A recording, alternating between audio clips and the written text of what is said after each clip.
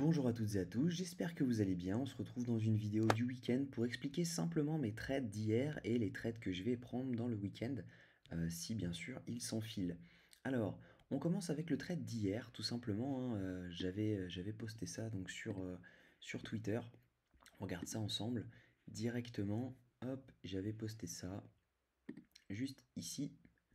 Alors ça c'était l'update et tac tac tac, si jamais je viens sur celui-ci, voilà, j'avais posté ces deux possibilités de trade, ok, donc c'était un premier pour revenir chercher la zone de rechargement, la grosse, et celui-ci.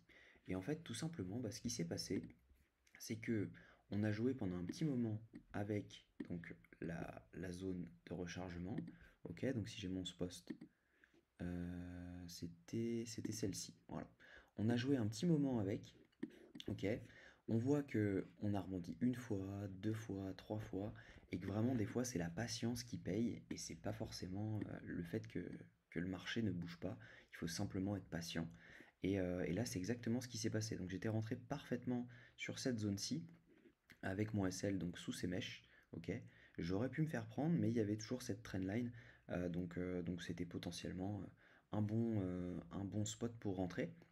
Et ensuite, j'ai target directement les liquidations. Je me suis dit, je vais m'arrêter aux liquidations. Ça sert à rien d'être gourmand pour le moment, étant donné qu'on n'a pas de liquidation à la hausse, et puis les gens ne continuaient pas à short. Donc je me suis dit, comme on le voit, hein, hop, donc si jamais je me mets sur 24 heures, vous allez vite le voir, on voit qu'il y avait des liquidations, hop, donc c'est peut-être sur 3 jours qu'on le voit mieux. Voilà, on avait des liquidations juste ici, on est venu les chercher et ensuite on a été rejeté. Et en fait, c'est pour ça que j'ai clôturé mon trade, parce que c'était un des billets pour lesquels je suis rentré en long. On avait des liquidations à la hausse. Et vu qu'on les avait plus, il me restait plus que deux billets sur mon trade, donc j'ai préféré le clôturer. Donc ça fait un RR de 5, plutôt pas mal. Et là, j'ai une autre entrée que je viens de mettre en ordre. Donc c'est pareil, c'est la zone de rechargement de ce mouvement-ci, ok? On a également une zone qui a été souvent, qui a servi de résistance ou de support. Donc là, on le voit, hein, hop, ici c'est racheté, ici c'est racheté, ici c'est racheté, ici c'est racheté, ça casse, ça resserre de support, étant donné que là, on recommence. Là, on galère dedans, ok, on la passe, mais on est rejeté quand même. Là, on repasse. Là, on vient, on est rejeté, on range dedans, on la casse, on s'en resserre de support, etc. Donc c'est une zone, c'est un peu le milieu du range dans lequel on est. Si jamais, admettons qu'on soit en range, bon, c'est pas droit, hein, mes lignes, mais vous m'excusez. Admettons qu'on soit en range là-dedans, ok, et ben tout simplement, ceci c'est la zone de pivot. Si jamais on break, tout simplement, on sait qu'on va en dessous, on rebondit dessus, on repart en dessous. Et en fait, cette zone-là est très intéressante donc à longue, sachant qu'on a également une petite trendline, ok, toute petite, en M15, et ça représente également la zone de rechargement de longue. Donc moi, ce que je pense, c'est qu'on peut toujours aller à 48, mais ça va se faire avec des achats spot. Ça va pas se faire tout simplement avec des liquidations parce qu'on n'a plus grand-chose à venir chercher. Ok, on a des liquidations, mais on n'a pas non plus des quantités astronomiques. Donc ça va pas être suffisant pour monter naturellement avec les liquidations à 48K. On voit qu'on a énormément de liquidations à la baisse, donc il faut toujours avoir en tête le fait que on puisse dump à un moment ou un autre, et ça peut être assez violent. Si jamais on regarde un peu la dominance du Bitcoin, alors elle est où? BTCD, hop là. Si on regarde un peu la dominance du Bitcoin, elle est en chute libre depuis hier. Il faut que ça charge, hop, et je vais mettre ça sur 4 heures. Si ça veut bien charger. En attendant, je vous invite à liker, commenter et vous abonner, ça fait vraiment plaisir. On est 188 sur la chaîne, donc ça fait vraiment plaisir. Si vous voulez bien donner du soutien, c'est le top. Alors, la dominance du Bitcoin qui est en train de charger, on voit qu'elle est en chute libre.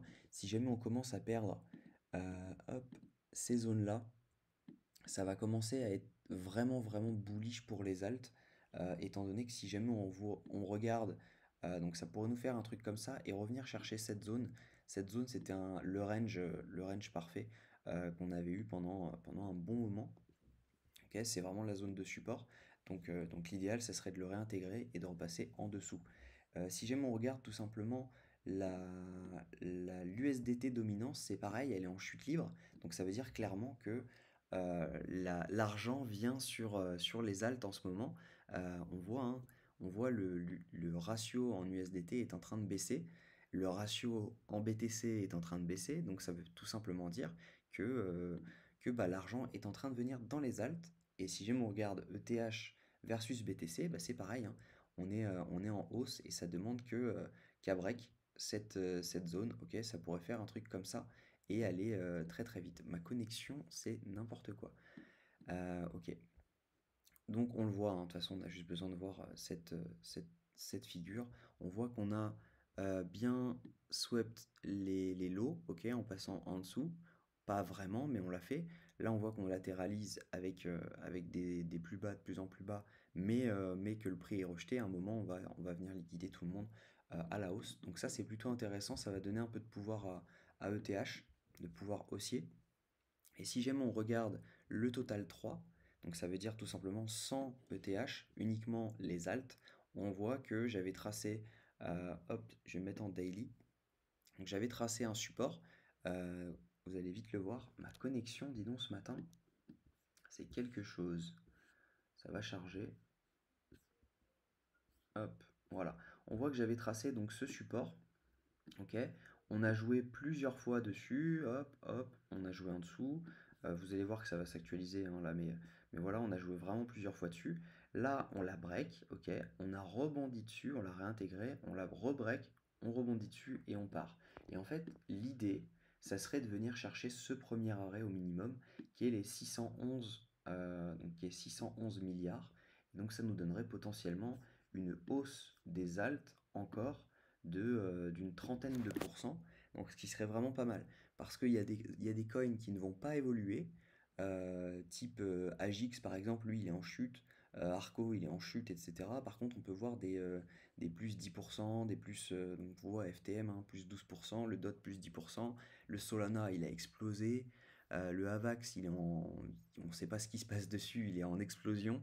Et en fait c'est ces coins là qui devraient performer au prochain bull run, qui vont performer dans les semaines à venir, dans les jours à venir. Et si jamais on vient chercher ça, ça peut nous donner des zones de rechargement de short à long terme sur ces coins-là. Donc ça ferait du 200 $ sur Solana, ça ferait du 90 $ sur Avax, ça ferait du 9 $ si jamais je dis pas de bêtises, non, 30 $ sur le DOT. Ça serait vraiment exceptionnel. Et moi je vous le dis, ce serait une zone de profit spot, étant donné que bah, tout simplement le bull run n'est pas encore là. Pour moi, on a un mini bull run, mais ce n'est pas le méga cycle qu'on attend. Pour moi, ça va être vraiment fin 2024 jusqu'à fin 2025. Donc ça serait potentiellement la mini alt season. Ok, on commence, étant donné qu'on n'est jamais revenu chercher ce premier arrêt, et bien tout simplement on vient de chercher, on repart gentiment à la baisse, on rebondit sur ce support, et ensuite on latéralise, et on peut repartir ensuite fin 2024 tranquillement, hop là. Ça serait vraiment le top de faire un truc comme ça. Et puis clairement, ce serait méga. Donc il n'y a pas de bull run à avoir. Il n'y a pas de halving. Donc clairement, il y a rien à avoir. Là, on est dans un buy de news. Et je pense qu'on va avoir un sell de news. Là, on est dans un buy de rumeur. Et je pense qu'on va avoir un sell de news au moment où ça va arriver. Donc je pense que le top du bull run pourrait être entre mi-janvier entre ouais, vers mi-janvier. Et si on a encore des continuations haussières, à mon avis, le top, ce sera le halving. Au moment du halving, ce sera le top. On va rect tout le monde et ensuite, on pourra poser un vrai bottom.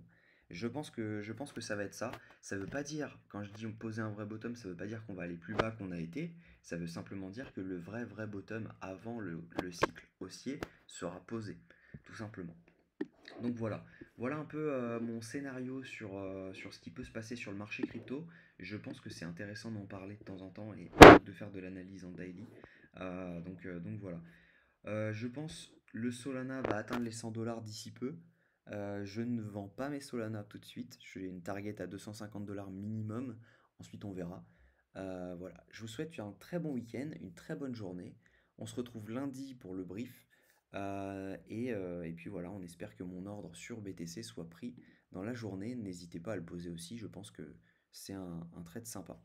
Bonne journée à vous, prenez soin de vous et passez un bon week-end.